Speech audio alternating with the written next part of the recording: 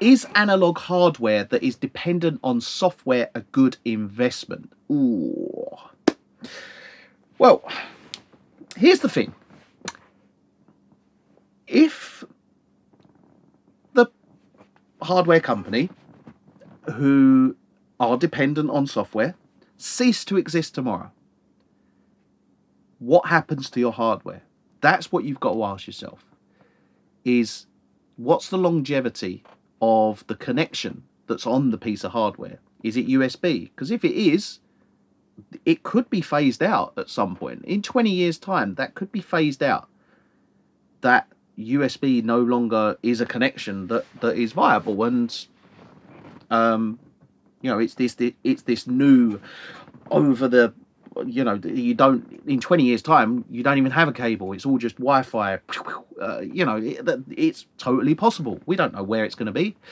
So these are all things that you've got to kind of think about. We've looked at Thunderbolt 2 or Thunderbolt changing to like a USB-C connection. Now, what if it doesn't, like a Mac, the next generation of Macs, what if they don't use Thunderbolt 2 anymore? I mean, it's only been 4 years or 5 years or whatever, and it's already moved away from one connection, Firewire. Imagine Firewire was only, let's say, 10 years ago, people still had Firewire. Now, nothing has Firewire. So imagine if you still had a Firewire connection and you spent all this money on stuff that is very much dependent on this connection to the computer, and you can't even connect it anymore. Now, that all is relevant with pieces of hardware that have no front panel to them. Whereas I've got a West Audio NG bus comp, and that very much has a front panel to it. So we've got full-on hands-on control. We don't need the plugin to control it, but the plugin's lovely to have. It's instantly recalled. For as long as that plugin can run, it would be instantly recalling my NG bus comp. Now, it doesn't depend on the software, and that's what's good about it, is it's not dependent on it. If let's say, for argument's sake, West Audio cease to exist tomorrow, right? So the company closed, they go bankrupt. Well, hopefully they never will. It's a brilliant company. But let's say, for argument's sake, they go bankrupt tomorrow, and it's like, oh, West Audio are gone. You can't get, there's no more development. There's no software development. No one's developing the software. No one's doing anything with the company. Okay, so where does that leave me with my piece of hardware? Okay, I can run it until my connection from the USB no longer is supported, or the plugin needs updating and it's no longer being updated. Okay, at that point, what do I lose? Okay, now I've lost my plugin control, my instant recall. It's not the end of the world. I've still got a box that I can very much use as a perfect piece of hardware. It's no different to the SPL Iron, for instance, here. I've still got a great compressor.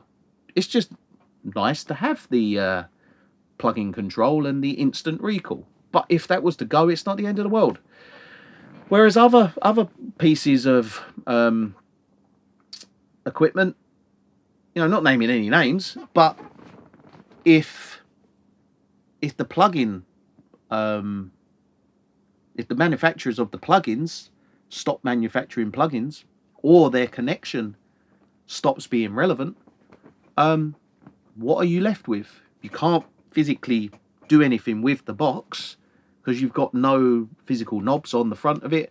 So what are you left with? A box that isn't able to do anything.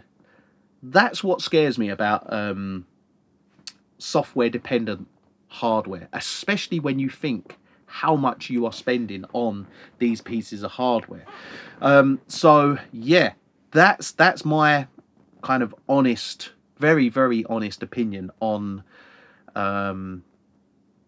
hardware that is dependent on software, and I don't want hardware. Like, look. In an ideal world, you'd load a session up, all this hardware just back to where it was.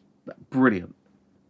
But at the end of the day, any of these companies go out of business or, stop developing their products, I still have everything. I pick that up, I move it somewhere else. It works. It doesn't ever not work. It just works. It doesn't rely on anything software related. So all of this will always run.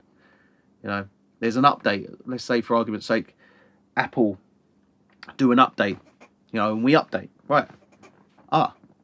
We have to now wait for the plugin to update in order to be able to use it.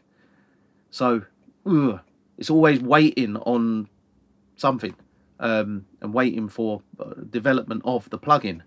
If it is bang on dependent, most companies that are dependent on software as hardware, they know this, and they are well ahead of the curve. So they are well ahead of when an update comes out for Mac, for instance. They've already got it sorted so that it's ready, because they know, if their plugins don't work, they're you can't run what it's dependent on it. So if it doesn't work, it doesn't work. So yeah, I mean, that's my 100% honest opinion on it. And yeah, I'm in a tricky situation with software dependent hardware, because the thing with the hardware is it just works every single time.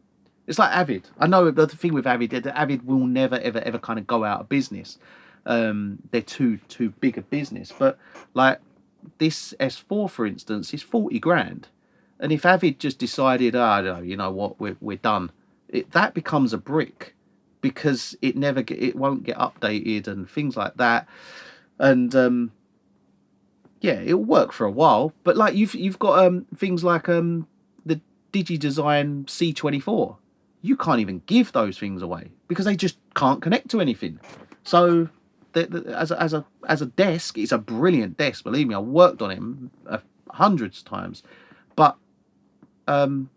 it's pointless having now because it can't connect to anything.